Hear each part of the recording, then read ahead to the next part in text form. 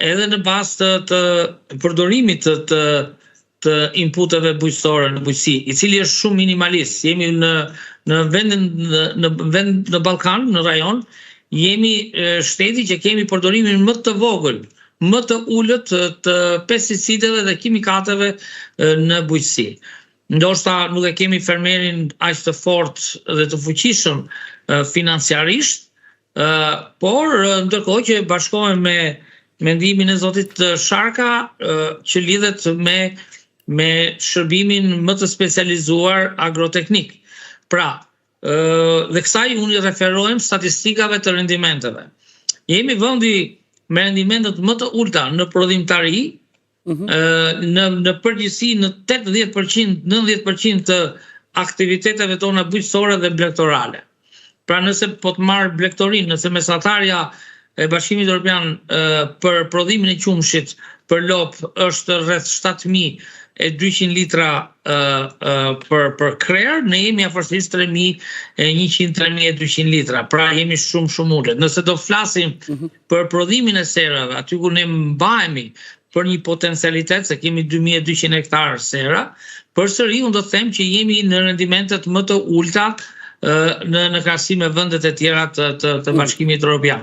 Dhe kjo lidhet me agroteknikën e përdorur, që është këshillimi direkt i bujqësisë, dhe pastaj lidhet edhe me strategjitë rajonale që politika bujqësore ka zhvilluar në Shqipëri. Ne nuk kemi rajone të cilat të jenë të fokusuara në një produkt të caktuar, në një kulturë të caktuar, në një varietet të caktuar dhe të jenë të mirë studiuara në bazë të asaj që kërkon tregu ndërkombëtar.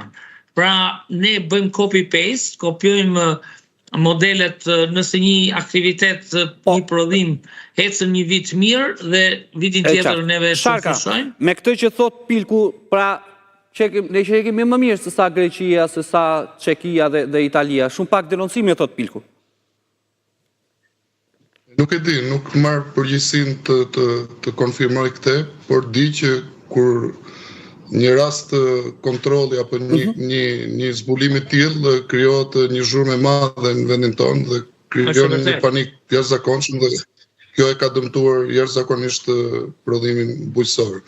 Kështu që unë mendoj që është mundësia për ta parandaluar edhe këtë, pa marrë për bazë se çfarë ndodh në vendet e tjera, sepse Evropa tashmë ka një problem shumë më të madh që fermerët e Evropës janë në rrugë sepse do vinë nga vendet e Amerikës së Jugut dhe nuk kanë të njëjtën certifikim apo të njëjtën teknologji apo rigorozitet në përdorimin e inputeve që në Evropa ka një lidhje saktuar që i ka ndaluar.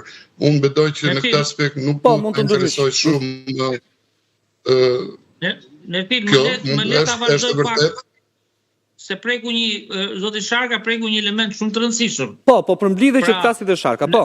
Sepse e theksoj që një rast që në Shqipëri identifikohet, zhurma dhe alarmi është i madh, sepse ne nuk i kemi të konsoliduar institucionet tona shtetërore, pra kryesisht laboratorët shtetëror, ato të referencës, të akredituar, që t'i përgjigjen çdo lloj sulmi tregtar. Pra shpeshherë produkti jon bujqësor ndeshet me sulme tregtare të konkurrencës rajonale dhe mëtej. Kjo është një çështje tjetër, po produkti a është cilësor apo jo? Dhe në këtë rast duhet patjetër shteti të ndërhyjë me përgjigjet përkatëse të analizave të produktit dhe sepse kemi identifikuar raste të mandarinës që nuk ka pas problematik, s'ka pas problematik, por neve jemi përgjigjur me shumë vonesë, ndërkohë që kemi humbur tregun. Pra edhe një herë duhet institucionet tona të nxjerrësh një analizë për 10 ditë, do të thotë të ketë humbur betejën tregtare. E kuptoj. Ndërkohë, Sharka, pra duhet bërë më shumë të siguria shqimore që thatë ju pra në terren.